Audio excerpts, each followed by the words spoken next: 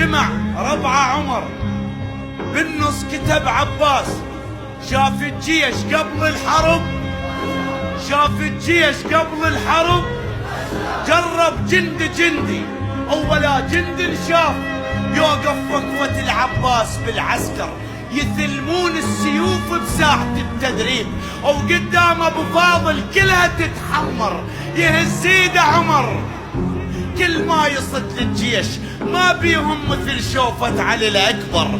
سافر يشتري من الروم فارس حوك حتى يقابل العباس بالعسكر، لقى واحد يخوف بيده لون خدود، بكثر ما ساطر الوادم تشف احمر، ايديه لفت قصايب، زنده ما مطبوق طويل، او لو تهز القاع ما يعثر.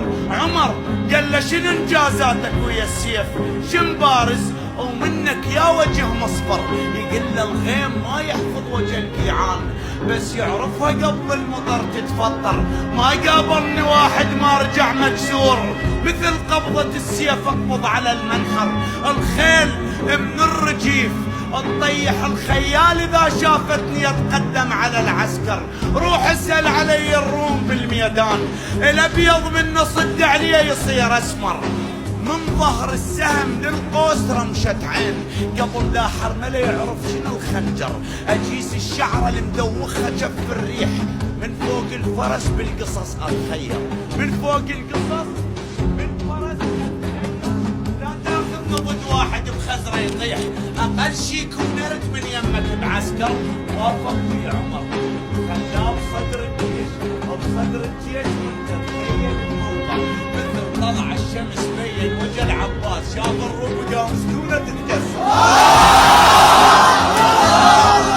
وافق بي عمر خلاه بصدر الجيش، وافق بي عمر خلاه بصدر الجيش، وبصدر الجيش وانت تخيل المنظر، مثل طلعت شمس بين وجه عباس، شاف الروم قام سنونه تتكسر، قام يصيح وين القدر بالبر، موش السيف قام النفس ما ينجر.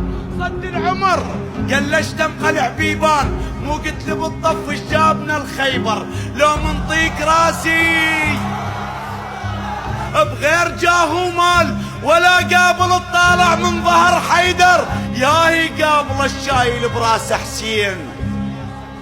المربي محمد عمره ما يخسر، لو تشتري الماي او تشتري القيعان او فرسان العرب عن نهر تتحضر. اذا ناخيته زينب يوصل العباس يسويكم من زينب عالجرف معبر، ما يرجع شبر لو بس شبر بالقلب. واذا ناخيته زينب شوف لك معبر.